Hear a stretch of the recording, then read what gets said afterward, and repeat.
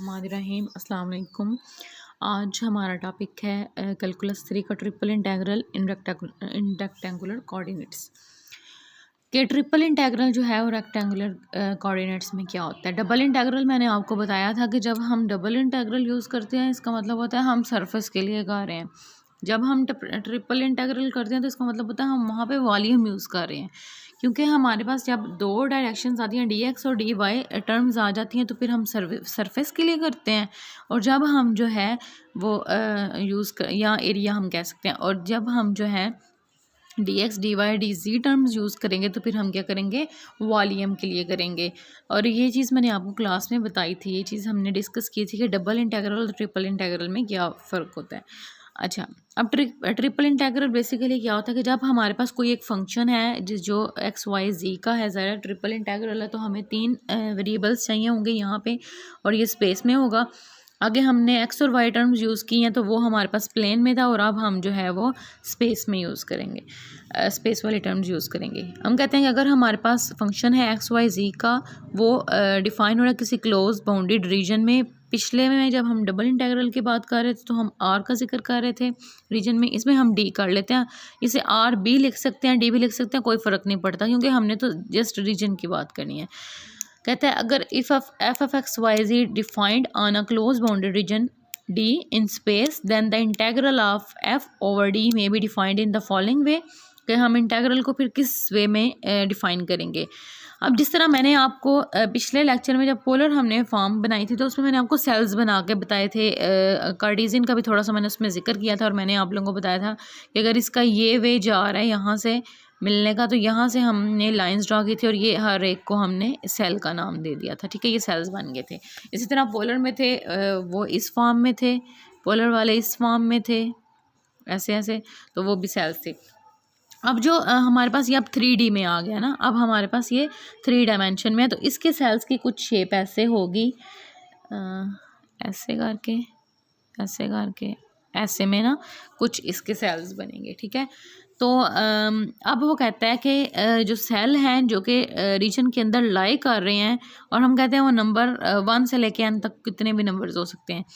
वो कहता है जो के सेल है उसकी डायमेंशंस क्या होंगी, डेल्टा के एक्स बाई डेल्टा एक्स के, डेल्टा वाई के एंड डेल्टा जी के। हमने उनके डायमेंशंस को नाम दे दिया कि वो डेल्टा एक्स के है, डेल्टा वाई के है और डेल्टा जी के है। के क्यों लगाया, क्योंकि हमने के सेल की बात की है। ठीक है, उसके बाद वो कहता है कि जब हमारे पास ये वाली चीज़ आ जाती है तो हम लिख सकते हैं कि डेल्टा जो वी के है वो इक्वल होता है डेल्टा एक्स के, डेल्टा वाई के एंड डेल्टा जी के, यानी कि वॉल्यूम जो है वो चेंज इन वॉल्यूम जो है वो चेंज इन एक्स के, चेंज इन वाई के एंड चेंज इन जी के इक्वल आ जाएगा। ठीक है, अब हमने जिस तरह अब जो इसमें ये सेल है ये हमारे पास 3D में है। ठीक है, 3D में जो सेल बन रहा है इसका वो ये है। ठीक है, अब इसमें हमारे पास जब वॉल्यूम की बात होती है तो वॉल्यूम में क्या चीज़ आ जाती है कि हम लेंथ, विड्थ और हाइट। तो यहाँ पे हम डेल्टा एक्स, डेल्टा वाई और डेल्टा जी जो है इस चीज़ को रिप्रेजेंट कर रहा है कि लेंथ, विड्थ और हाइट। अब हम कहते हैं कि हमारे पास जो डेल्टा वी के है वो इक्वल है delta v one plus delta v two plus up to so one delta v n. ठीक हो गया, तो इसको जब हम सम में लिखेंगे तो सम में जिस तरह हमने पोलर फॉर्म में, मैंने लास्ट लेक्चर में डबल इंटीग्रल में जिस तरह उसमें सम में सारा कुछ लिखा था उसी तरह इसको भी सम में लिखेंगे। S n is equal to summation k is equal to 1, sorry यहाँ पे के आएगा, के इज इक्वल टू 1 से n टर्म्स तक जाएगा, और एफ ऑफ एक्स के, क्योंकि यहाँ पे हम जो वॉल्यूम के लिए टर्म्स यूज़ कर रहे हैं वो के वाली कर रहे हैं, केथ टर्म, तो इसलिए यहाँ पे हम फंक्शन भी जो है वो केथ टर्म का ही लेंगे, एक्स के, वाई के एंड जी के, और साथ आ जाएगा डेल वी के। ठीक हो गया, ये इनको हमने सम में लिख दिया। अब इसको मज़ीद हम एक्सपेंड कैसे करेंगे इंटेग्रल में चेंज करने के लिए। लिमिट हमने क्या अप्रोच करवाई थी लास्ट में भी, limit n approaches to infinity, and जो डेल्टा वी के है वो अप्रोच करेगा 0 को। जब ये हमारे पास दो लिमिट्स आ जाएंगी कि लिमिट एन अप्रोच कर रही है इन्फिनिटी को और वी के अप्रोच कर रही है 0 को, तो ये हमारे पास कन्वर्ट हो जाएगा limit n approaches to infinity s n is equal to triple integral, यहाँ पे रीजन इसका डी है, मैंने सपोज किया हुआ इसलिए यहाँ पे डी लिखूंगी, f of x y z d v. ठीक है, क्योंकि जब हम लिमिट अप्रोच करवाते हैं डेल्टा की ज़ीरो पे तो हमारे पास क्या हो जाता है, वो ऑर्डिनरी डिफरेंशियल में चेंज हो जाता है और वो डी में चेंज हो जाता है। ठीक है, ये लास्ट लेक्चर में भी मैंने आपको ये चीज़ बताई थी।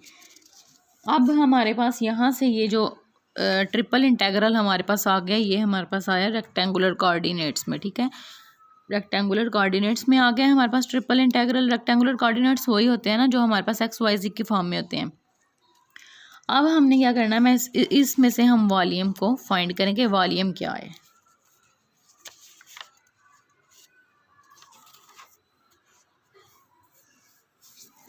जब हमारे पास लिमिट n अप्रोच करेगी इन्फिनिटी को, summation k is equal to 1 से n डेल्टा v के, यही टर्म मैंने लिखी हुई है ना पीछे, इसमें से फंक्शन को निकाल दिया मैंने, जस्ट वॉल्यूम को रखा है। तो ये इक्वल आ जाएगा, जब लिमिट अप्रोच करेगी n approaches to infinity delta v k जो है वो अप्रोच कर जाएगा ज़ीरो को, तो फिर ये किस चीज़ में कन्वर्ट हो जाएगा, ट्रिपल इंटेग्रल, और साथ आ जाएगा dv, और किस रीजन में है, डी रीजन में है। अब यहाँ से अगर आपको जस्ट वॉल्यूम फाइंड करना हो तो ट्रिपल इंटेग्रल में आप लोगों ने क्या करना है, v is equal to D region है और ये dv, तो ये हमारे पास आ गया है क्लोज बाउंडेड रीजन जो है d है स्पेस में, उसका ये वॉल्यूम आ गया है, वॉल्यूम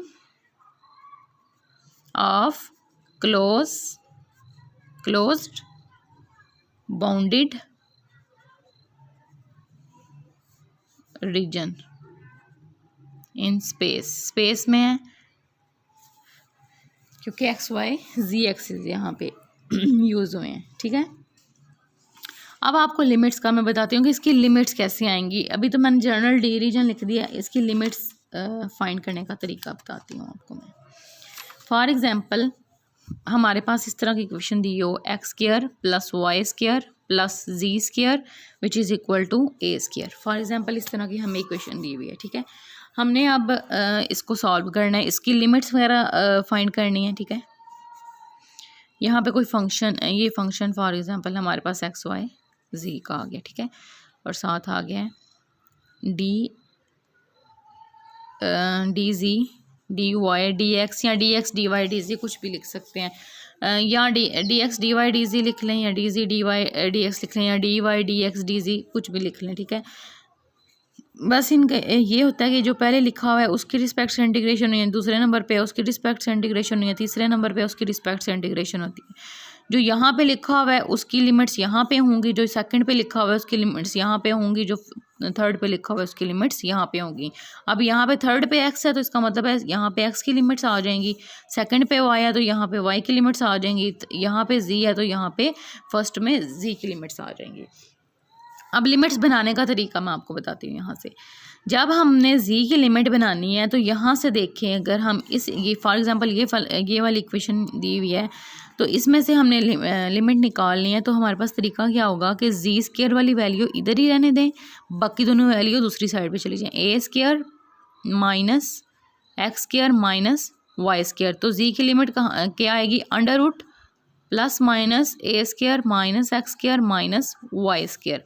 तो ये हमारे पास जी की लिमिट आ गया प्लस माइनस में। तो प्लस माइनस का मतलब है कि यहाँ पे हम माइनस वाली लगाएंगे, minus under root a square minus x square minus Y square, और यहाँ पे प्लस वाली लगाएंगे a square minus x square minus Y square, क्योंकि लोअर लिमिट से लेके हम अपर लिमिट तक ही जाते हैं। ठीक है, अब हमने जब सेकंड वाई की लिमिट फाइंड करनी है तो वाई की लिमिट फाइंड करने का तरीका क्या होगा कि जी को अब्जॉर्ब कर देंगे, जी को हम एब्जॉर्ब कर देंगे। तो पीछे हमारे पास क्या रहेगी, x square plus y square is equal to a square.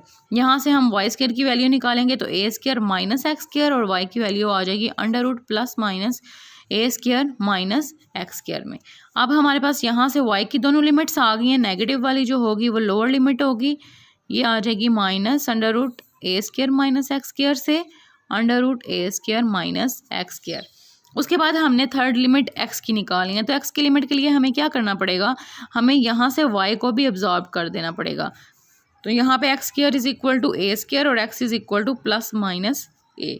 तो यहाँ से माइनस ए से लेके ए तक लिमिट आ गई। तो इस तरह आप लोगों ने लिमिट्स फाइंड करनी है। अब आप लोगों ने जब इसको इंटीग्रेट करना है, तो इंटीग्रेट करने का मतलब ये होगा कि आपने सबसे पहले यहाँ पे डी जी लिखा हुआ है और लिमिट भी जी की है, तो जी की लिमिट है तो डी जी की रिस्पेक्ट से आप लोगों ने इंटीग्रेट करना है। वाई की लिमिट है तो डी वाई की रिस्पेक्ट से इंटीग्रेट करें, और उसके बाद एक्स की लिमिट है तो डी एक्स की रिस्पेक्ट से जो है इंटीग्रेट करें। ठीक है, लिमिट्स का आपने जिस तरह लिमिट्स लिखी होंगी उस हिसाब से आप लोगों ने इसकी इंटीग्रेशन भी करनी है। और एक चीज़ आप लोगों ने माइंड में रखनी है, कोई फ़र्क नहीं पड़ता डी एक्स पहले लिखा हुआ है, कोई फ़र्क नहीं पड़ता डी वाई पहले लिखा हुआ है, लिमिट्स का हिसाब रख लें आप लोग। लिमिट आप लोगों ने पहले कौन सी सॉल्व करनी है उस हिसाब से जो है आप लोग इंटीग्रेट कर लेंगे। अब एक एग्जांपल करवाती हूँ, उसके बाद जो है आपको इसकी क्लियर समझ आ जाएगी। जिस तरह सेकंड इंटीग्रल को हमने सॉल्व किया था उसी तरह थर्ड को करना है, बस इसमें एक एलिमेंट का इजाफा हो गया। ठीक है, वो सरफेस में था, ये वॉल्यूम में कन्वर्ट हो गया।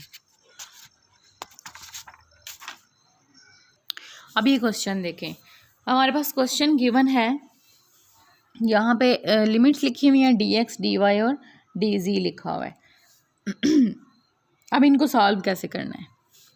अब यहाँ पे समझे यहाँ पे 1 है, ठीक है, कोई एलिमेंट नहीं है तो समझे 1 लिखा हुआ है।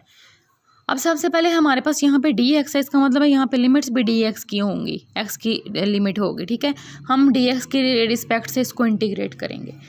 जब इंटीग्रेट करेंगे तो हमारे पास क्या आएगा, एक्स आ जाएगा। ठीक है, तो लिमिट्स हमने 0 से लेके 2 तक पुट करनी है, और यहाँ पे 0 1 माइनस जी इंटेग्रल साइन वैसे ही 0 से 1 इंटेग्रल साइन वैसे, और यहाँ पे डी वाई और डी जी।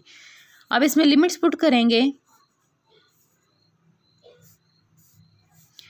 तो सबसे पहले अपर लिमिट पुट होती है 2 माइनस 0 आ जाएगा डी वाई डी जी। यहाँ से हमारे पास आ गया 2 डी वाई डी जी। ठीक है, अब हमने इसको इंटीग्रेट करना है विद रिस्पेक्ट टू वाई। अब with respect to y integrate करना है, 2 तो कांस्टेंट है, इसका मतलब है इसके साथ कोई 1 मल्टीप्लाई हो रहा है, तो 1 की इंटीग्रेशन क्या होगी, वाई होगी। तो यहाँ से आ जाता है 0 से 1, यहाँ से 2y, लिमिट क्या है 0 से 1 माइनस जी, और यहाँ पे डी जी। 0 से 1 2y की जगह पे हमने लिमिट पुट कर देनी है, पहले अपर लिमिट पुट करेंगे 1 माइनस जी माइनस 2 इंटू 0, और यहाँ पे साथ आ जाएगा डी जी। अब यहाँ से इसको अंदर मल्टीप्लाई करें 2 माइनस 2z, और ये 0 है, ये ख़त्म हो जाएगा। ठीक है, यहाँ पे साथ आ गया डी जी। अब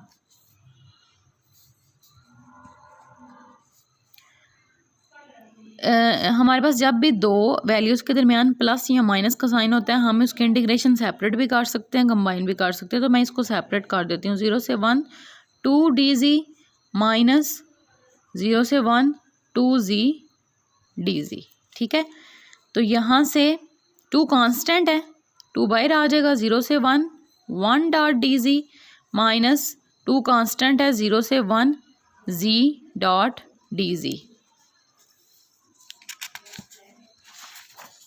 इसको सामने ही रख लेती हूँ, यहाँ से सॉल्व कर लेते हैं।